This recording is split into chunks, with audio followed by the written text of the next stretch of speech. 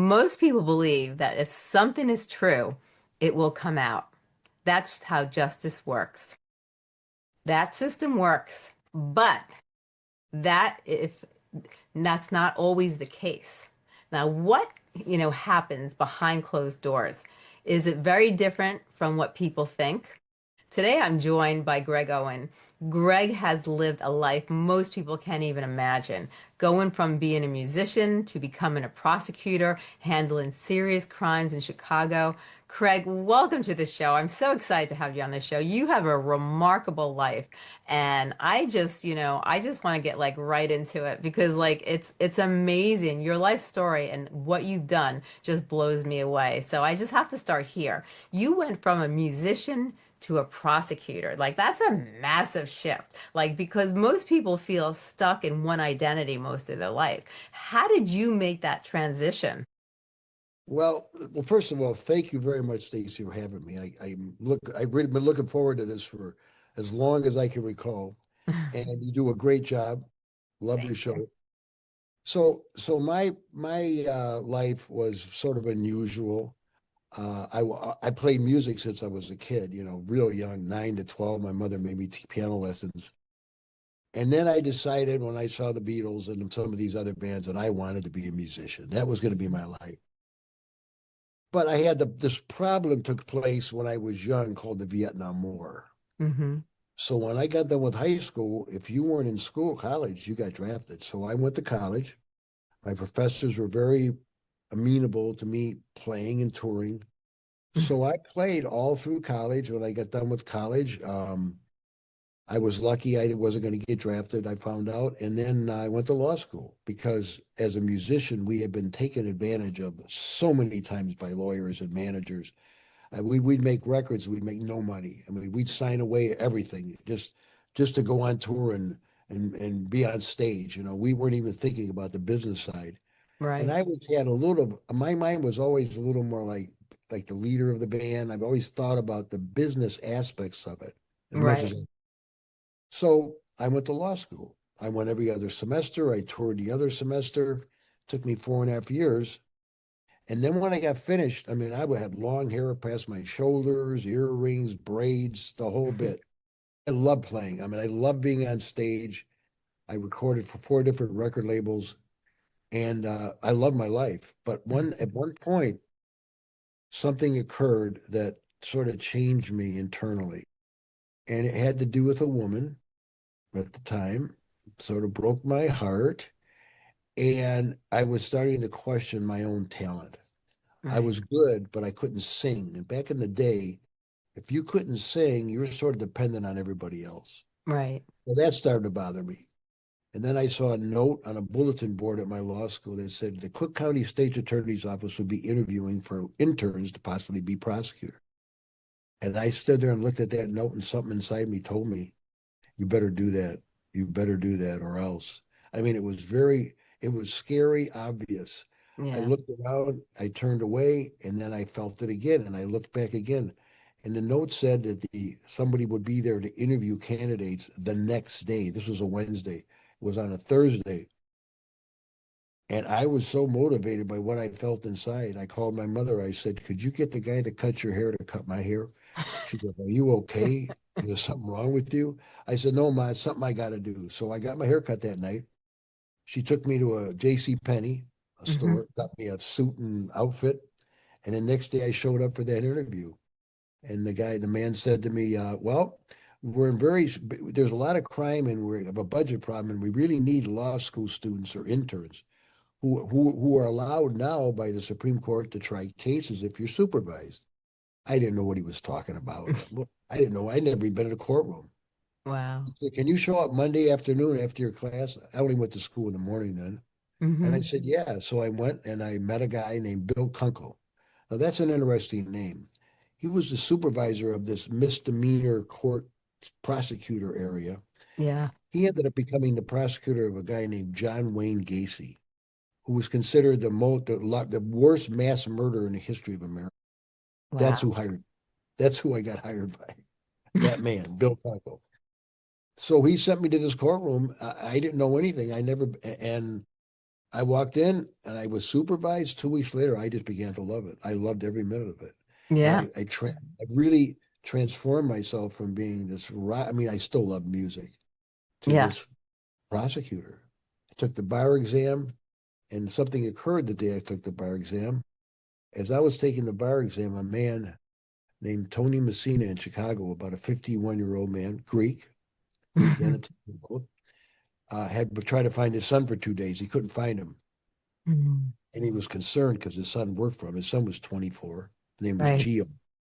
And so Tony decided to drive downtown Chicago to where his son's girlfriend lived. And he got there and he saw his son's car parked out in front. And he got more concerned. He walked up to the building and he saw a building janitor, superintendent, and the janitor let him into the building, but would not let him in that apartment. Wow. Finally, he talked the janitor and letting him in. They opened the door, and there he finds his son stabbed to death and the girlfriend in big, huge pools of blood. I mean, Wow. horrific. Well, while that's happening to him, I'm taking the bar exam. I know nothing about this, right? Wow. After I get finished that day, my mind is on one thing. It's flying to LA the next day to be with my old band. They're going to be doing an album. I felt sort of bad, but Yeah. it takes 2 months to get the results. So I figured I'd hang with them. Yeah. So my brother calls me that same evening after I got home from the bar exam, and I had just seen a newspaper being stuffed in a paper box, evening edition, and the headline said contractor, comma actress found slain. Had a picture on the side of a very attractive young woman. I wanted to get the paper, but I had no change, so I just went in the house. But anyway, my brother calls me maybe half hour, 45 minutes later, and he says to me, I'm so upset. I'm so bummed out, Greg, my brother Jay. He said, my friend got murdered, him and his girlfriend. And I said, wait a second, where? He said, in Chicago. I go, are you kidding me? I just saw a newspaper headline. I said, was your friend a contract? Well, his dad was. Was the girlfriend an actress? Yeah, she just graduated from Goodman Theater School. She was getting some acting gigs. Oh my God, Jay, I feel so bad. I never knew this guy. Yeah. So the day I took the bar exam, the father finds his son. My brother calls me to tell me it's his friend. And 4 years later, I prosecute that case. Wow. The odds of that don't even exist. Yeah.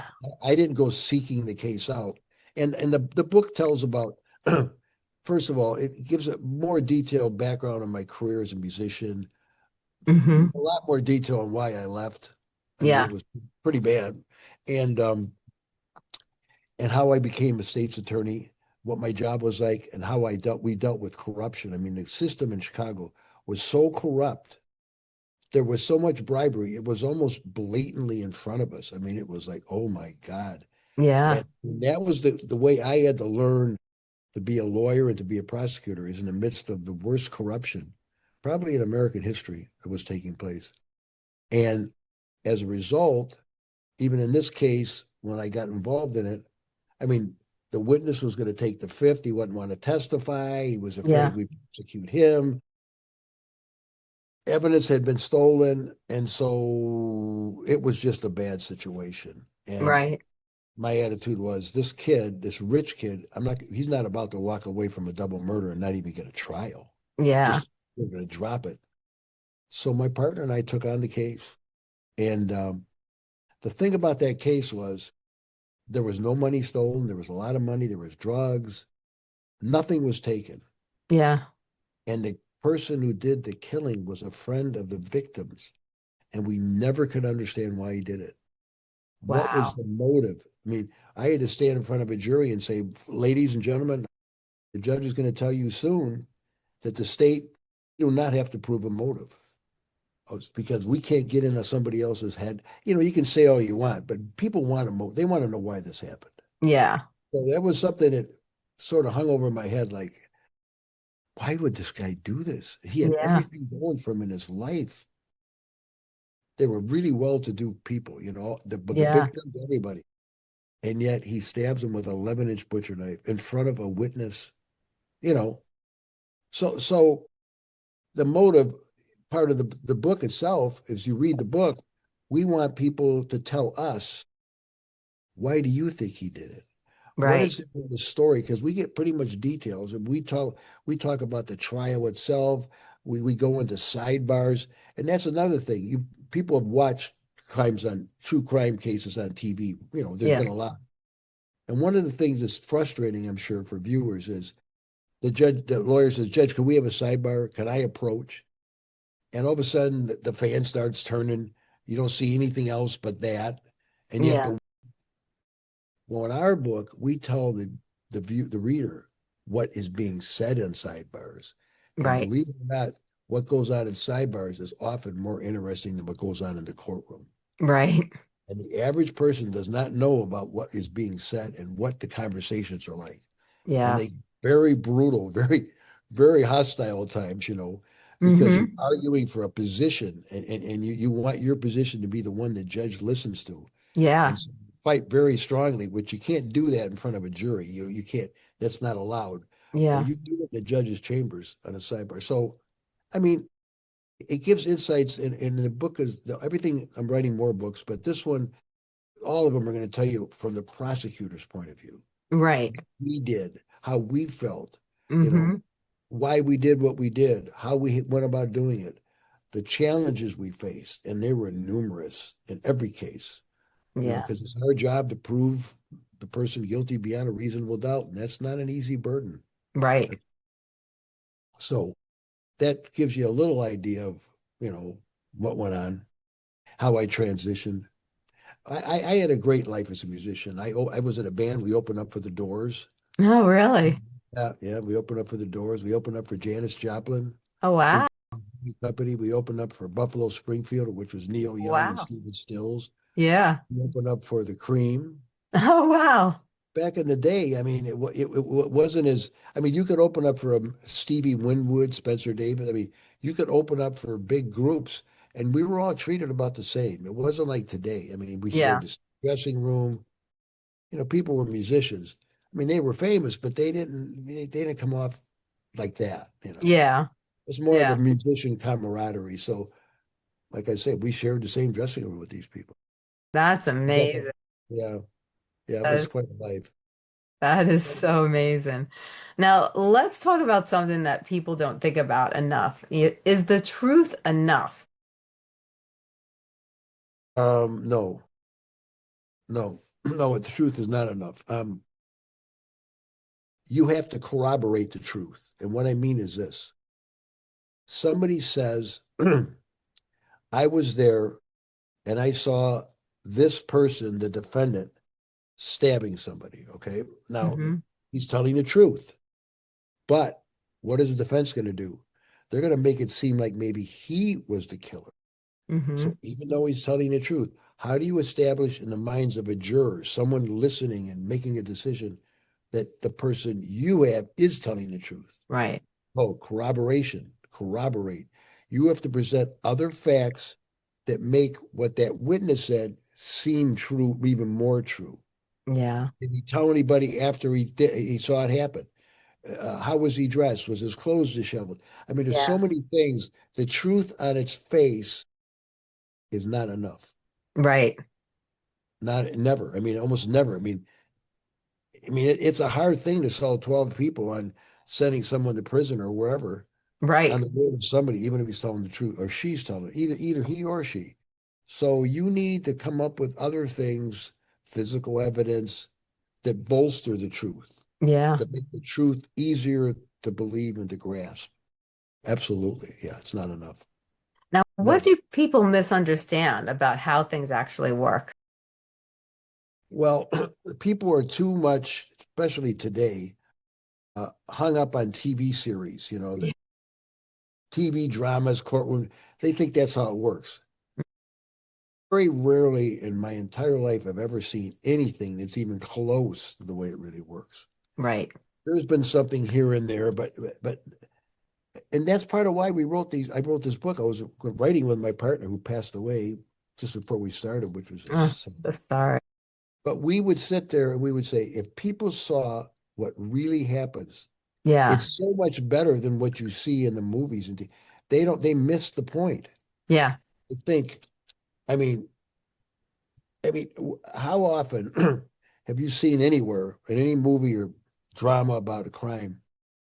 Have you seen a young prosecutor interview the victim's family, the Right. mom and dad, and the kind of things that are said to that young prosecutor who maybe isn't married, like I wasn't, didn't have children yet, Mm-hmm. and you're trying to relate to a man and woman who have been crushed, whose life will never be the same ever. Right. And they're talking to you, and like I said earlier, Mm-hmm. I remember a case where a woman said to me, her son had been beat to death. She said, Mr. Owen, which I thought was funny because I'm younger than her, but Mr. Owen, do you think it hurt as he was dying? She said, do you think he knew he was dying? Now, when you're 26 and there's an adult, then you really realize the depth of the horror that these people experience, that they have to think about that at times. How did he feel? Did he know he was going to die?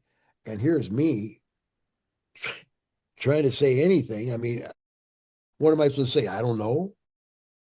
They want something. I go, and you do your best to soft sell it and say, I'm sure it was fast. I'm sure, but it wasn't. You know it was horrific and it was horrible. It was like torture. But you never appreciate how much a mother and father love their children until you're sitting in that position and someone until you become a parent. Then you Right. understand. But before that, you don't have a clue, except we did.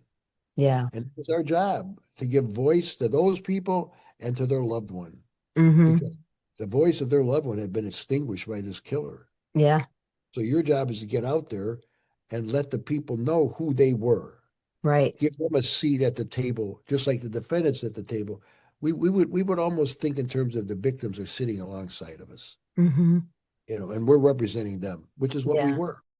So yeah, it was you grow up real fast. I go from a band on stage a year later, and I'm sitting next to people saying, talking that like stuff to me. You change overnight. Oh I yeah. mean, you learn what life is really about.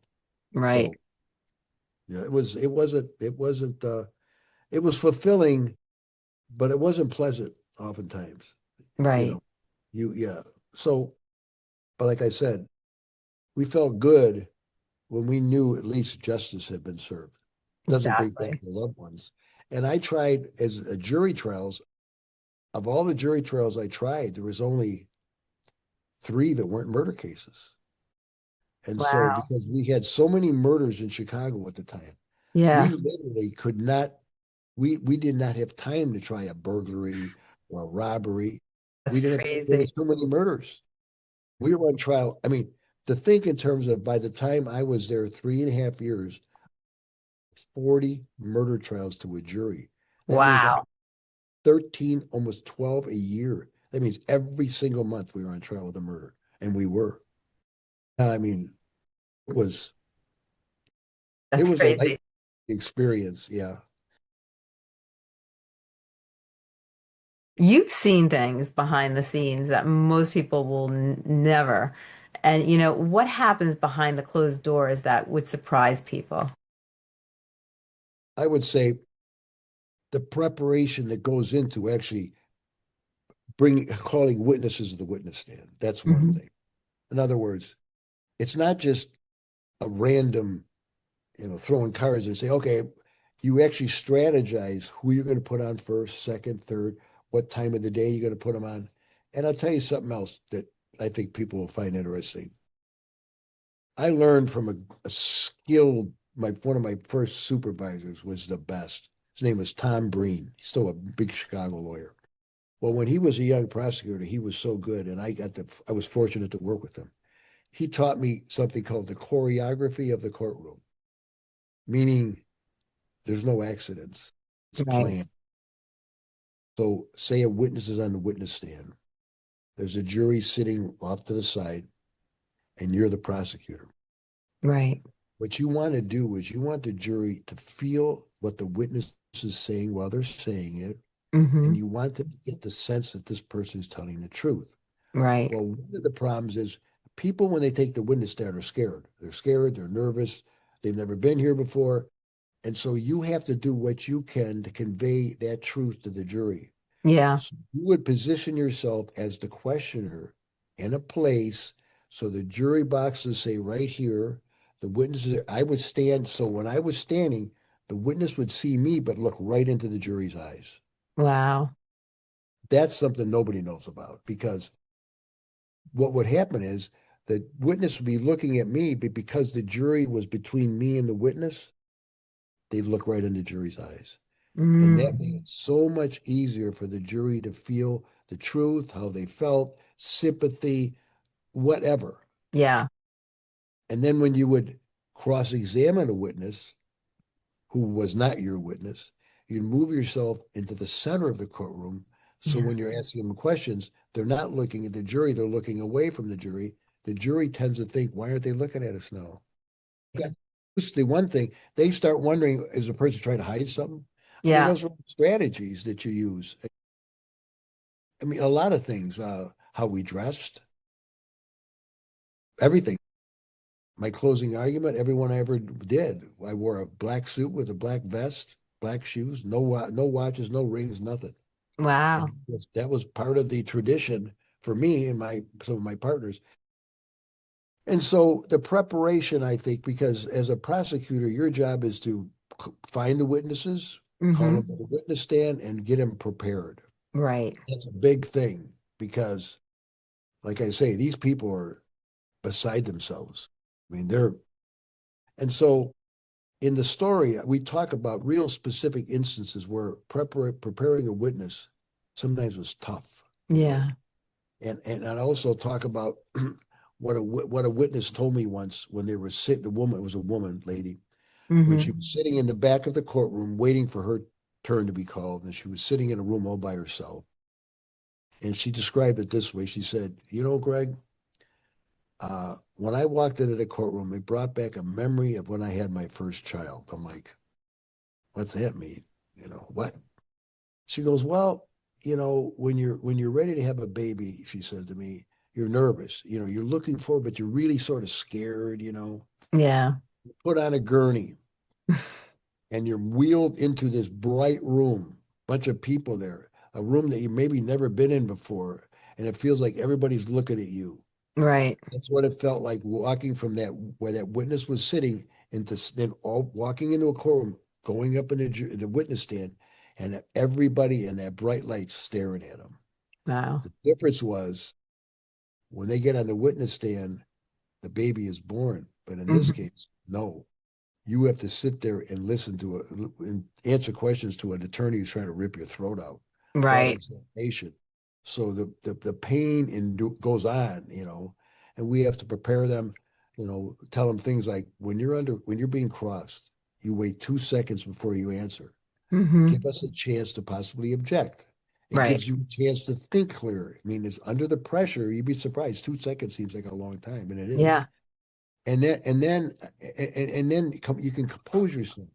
And the other thing we tell the witnesses now, when you're on the witness stand on direct, when we ask you questions, you're going to be Mm-hmm. like friendly, you're going to be nice, you know, back and forth.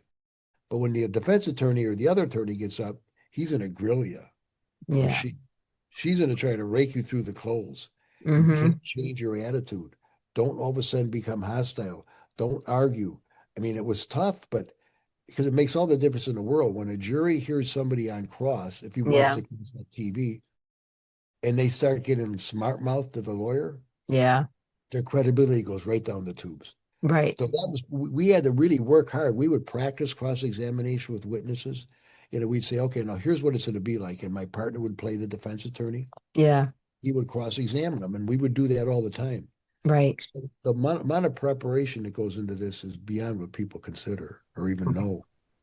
And that's one of the things. It's pretty amazing.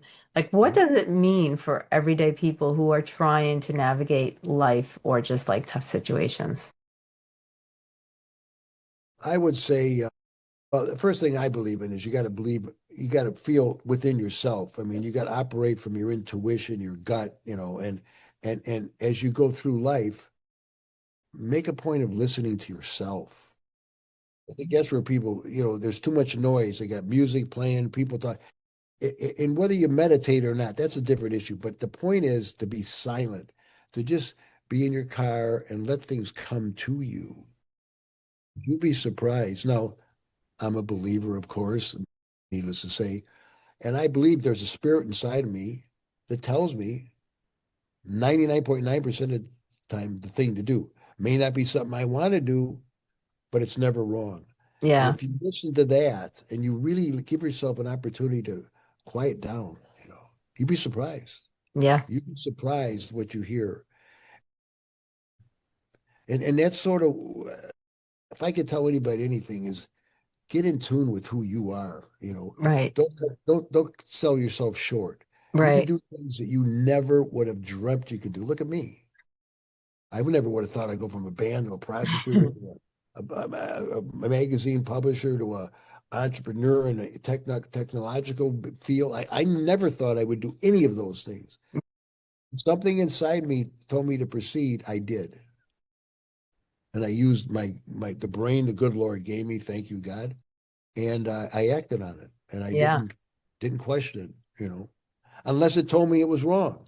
I mean, Right. there's been times, especially in relationships, where my insight said, "Nah, you probably shouldn't.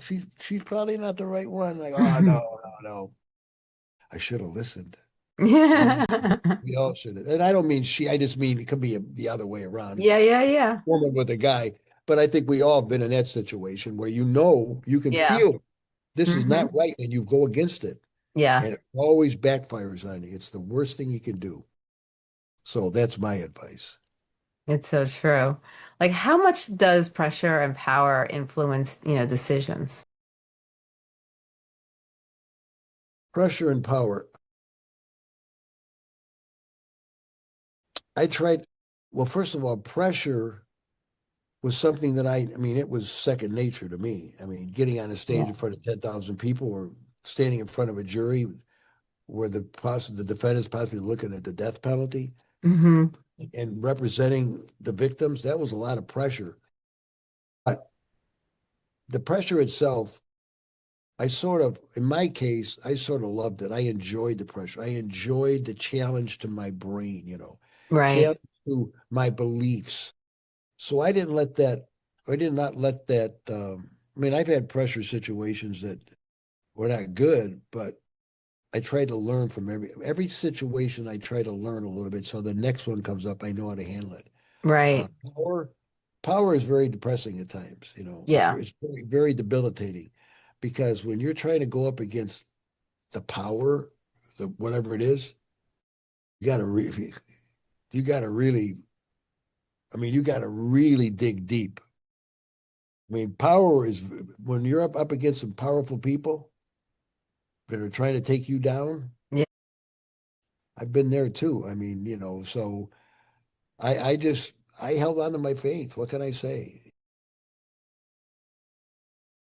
I would pray for the best, and try to get Hmm. someone else aside from myself to come to me and give me some direction. Right. That's how I've handled it anyway. Because I think a lot of people assume things are always fair. And, is it actually true? No, no, life is not fair one bit. I mean, not at all. I when I would look at the people that were being murdered, raped, robbed, they didn't deserve that. Yeah. No, I mean, no, I mean, it's not fair. I mean, it's not fair at all. I mean, but you have to understand Hmm. that that's how it is. It's not Yeah. fair. And you have to make the best of it for yourself, regardless. There's no way around it. I mean, I think everybody that's lived their life of any period of time understands it's not fair. Right. Um, the system should be fair, and the system of justice should be fair, and you should fight hard to make sure it is. Right. Because that's something we have at least some control over. We should. Hmm. Yeah. And I think whatever it is, I don't care a political issue, you know, I mean, how many things do we see that we don't think are fair? Right. You should never give up and just acquiesce to that unfairness. At least Hmm. have a voice and say something about it and take a Exactly. position and believe in it. Yeah. I agree. Like, how do you stay grounded when making high stake decisions? Um, I stay grounded because I tend to think of a situation from the other person's viewpoint, from the other point of view. In other words, I never put myself, I never allowed myself to rise above anybody else. I Right. mean, when you see the things I've seen, you learn that, you're just one person and you Yeah. can make a difference, but you have to stay grounded. Otherwise, Right. you lose sight of reality. And before Hmm. you know it, you're part of the problem. Yeah. You've created a problem for yourself. Oh, it's the Hmm. worst thing you can do is get into an ego thing. And I mean, I've never considered all the things I've done in my life. They just happened and I just went Yeah. with it, Hmm. So, and I was never motivated by money. I was motivated by the challenge. Yeah. It motivated me just to do it. I love that. Now, let's bring this back to the audience. If someone is dealing with a difficult situation right now, what is the best way to think clearly and make better decisions? Someone's in a critical situation. I would say you have to first not be listening to everybody else is telling you things. That's number Yeah. one. Number two, be silent. Get in a place where you can think clearly, no matter how horrible it is. Yeah. Because you have to feel yourself like that you do have some power. You have the power of your spirit. Hmm. And you have to not allow yourself to be overwhelmed as much as it can feel that way. Yeah. Because when you become overwhelmed, you can't think anymore. And pretty soon the emotions controls the environment. Yes. You don't want that to happen. Hmm. And I don't know, I'm maybe old fashioned, but I believe in things. I believe in, you know, seeking through prayer or whatever it takes Yeah. guidance because, and there's people in your life too. You'd be surprised when you're young, you'd be surprised what geniuses your parents are. Yeah. You never realize it until you got a little older. Man, my parents were the smartest people on earth. I didn't think so then. And I Yeah. think we have to recognize that as a person that older people have wisdom. And that's Right. one thing I've gained over the years is wisdom, that experience. You've been through so many things, that you have an understanding of what may happen and possibly how to deal with it. Right. I would say going to your own family, Hmm. not to your boyfriend, girlfriend, because they're going to be on your team. You want to go with somebody who's been there, done that, and they can tell you what a possible resolution could be to your problem. 100%. Yep. Yeah. Now, what's one mistake people make when they're under pressure? They talk. They open their mouth. They say things. It's like a great example of pressure is when somebody gets arrested, right? Hmm. What is the first thing you're supposed to know is don't say anything. Right. You need a lawyer. People want to just start talking. They want to talk their way out of a problem.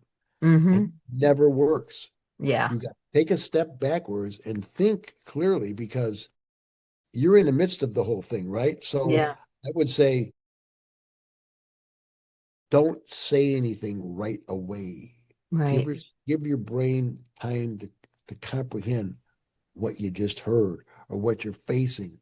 Because it's surprising when you give yourself a little time and you don't just respond and react quickly, Hmm. more than often than not, something comes to you from inside that gives you the way to answer that at that moment. Right. But not if you start raising your voice and no, that won't work. It never works. Not for me. It never worked. Right. We've Uh, all done. oh, we've all done it for sure. Yeah. Yeah. Now, after everything that you've seen, like what's one thing you wish more people understood about the truth, decisions, or life?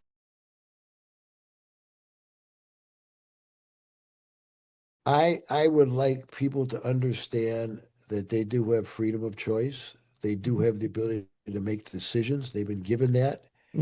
that they have to like I said earlier, they have to take a step back. They have to try to look at it from the outside. One thing I Hmm. tell people, when you're dealing with someone else, no matter what it is, you have to think. The way I was told when I was young as a lawyer was you have to get behind the eyes of the person you're talking to. You have Hmm. to see it from their point of view. You have to be willing to accept how they think, like it or not. Right. And that's how you analyze the resolution of this, whatever it may be. Somebody's accusing you. I mean, where are they coming from? Because it's a lot easier, even for yourself, to come up with an answer, is Yeah, if you at least understand where they're coming from, where the exactly. situation's coming from. And to me, that's always been a big thing for me, is viewing it behind somebody else's eyes, the other Yeah. person. Yeah. And not everybody finds that very easy. That's No, practice. no, because they want to react right away, right? Like I said Hmm. earlier, I said they want to, oh, no, no, no. Stop that. Take a break and think for a second. Even look at the person and just think, okay, now where are they coming from? Yeah. Okay. Because when you give yourself a moment to think, see, people think too much with their mouth. Hmm. That's a bad, and I was a professional talker, Hmm. okay, but we knew how to control it, Yeah. and to think, but our parents think before you speak. Right. Anybody do that anymore? Hmm. Is that old school or something? But that's the bottom line is think take the say, like I would tell the witness, count 1001, 1002 before you respond. Yeah. Because it gives us a chance to object, but it also gives you a chance to really, and you'd be surprised in a heated situation how long 2 seconds is. Right. And when you do that, you help yourself. Be- Hmm. Yeah, That's so true. Now, tell us a little about your book and tell us where we can find your book sure. and where it's available and also give them a little information about the challenge again so they know where to find that too. So the book is called Convergence. It's written by Jonathan Dixon and myself. I'm the storyteller. He does a big portion of the writing. And it's a story of a young prosecutor faced with a case that everybody said could not be won, that would hurt him, meaning the prosecutor, me, and that um, people felt that these victims didn't really deserve to be represented because they were doing drugs. And how, because of my background, I felt that was ridiculous. That's not how life should be. Myself and my partner, Mike Goggin, we took it upon ourselves to take a case that nobody thought could be won because we felt it was just so wrong that this young guy's money was going to buy him a ticket out of that courtroom. I mean, all the cases I prosecuted before this, most of the people didn't have any money, they were poor. I mean, Right. whatever, they committed the crime, but they didn't have an opportunity. They were going nowhere. Here's a guy that had every opportunity in his life, and it just frosted me. After all the poverty I'd witnessed as a prosecutor and all the lack of hope, here's a guy Yeah. that had everything going for him, and he thought he was going to buy his way out. No way. And Hmm. that's what the story is about. How you fight for justice even when it looks impossible to succeed. And like I say, the book is available at Amazon, book, Goodreads, anywhere, every major bookseller is available. Yeah. Uh, it's called Convergence. It's been out since October. We've got like 91 five-star reviews on Amazon, 76 five-star reviews on Goodreads. So the book is being accepted as, I mean, it's a good book. I mean, it's a page turner. And of Yeah. course I'm going to say that, but it is. Hmm. So, so yeah, and you can find me. I do a lot of posting now. I never did any before in my life. October on Instagram at Gregg Owen 26. So it's GreggOwen 26th because I worked at 26 in California. Hmm. So you'll enjoy some of these reels. Oh, I'm sure I They will. go in a quick little 1 minute previews of the book, but also of what I did and how we did it. Right.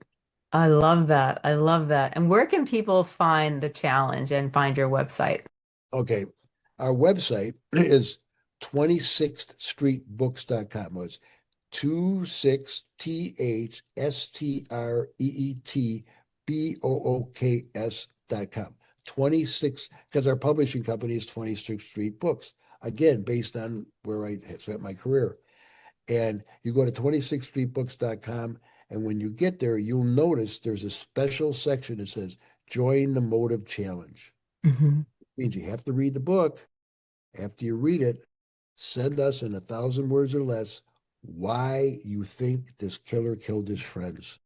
And the best submission we receive, we will fly you to Chicago to meet with us, take you to all the relevant locations in the book, go to lunch, answer any questions you have, and feature you on our website and all my social media things. So it'll be recognition for someone who really puts the time in to think about why he might have done it. Oh, And I I love it. figured, yeah.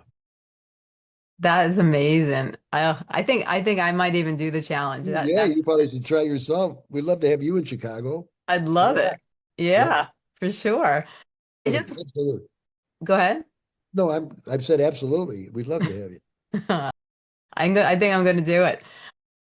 I want people to realize that the truth doesn't always speak for itself, that sometimes it has to be understood, questioned, and even fought for, and that there are more, aware, you have to be more aware of how things really work, because the better decisions you make, come from being more observant, more open-minded, and really, like you said, seeing it through the person's eyes, because that's, I think, is a really important factor because a lot of people, like you said, they just talk, and Yep. they don't really look through the person's eyes. And I think we all have the capability. I think we just have to learn to practice it. But if you take a step back and you kind of like walk through that person's shoes for a second and you think about how would I have felt if I went through that, and maybe think about how that person's personality is, and kind of revamp your thinking process about not how you think, but how would that person think? What's their personality? What did they go through? And then, you start to be a little bit more open-minded and you start to understand things a lot. And I think that can help us in all areas of life, not just in specific situations or in crime, mysteries or crime scenes, but also in all areas of our life as well. I agree totally. Very Yeah. well said. I just Very. want to, this has been an amazing time. I had such a great time listening to you. I think you have an amazing life. I think you've touched all areas of life. You've done a little bit of everything. And I love how, you really, you had goals in things you wanted to do. You went for it, you achieved it. And you did the things that you loved and you were most passionate about, and you continue to do that now. And I think that's wonderful. And I hope people see that if you have a dream, just go after it and do it. Not let your thoughts or your fears or the what ifs stop you. Because if you really want something, or if you're passionate about it, go after it, do it. We get rid of our fears by facing our fears and Yes. be what you want to be and try the things you want to do and be that person that you want to become, because we all have the capability. We just have to go for it. And I think you proved that today. And I just Thank want you to say very much. thank you. This has been Again, an very awesome well. time. I hope you'll come back. I hope we can talk more. And I Absolutely. I'd really love to. enjoyed this. I really enjoyed Thanks, this a Stacey. lot. Thank you. Thank you.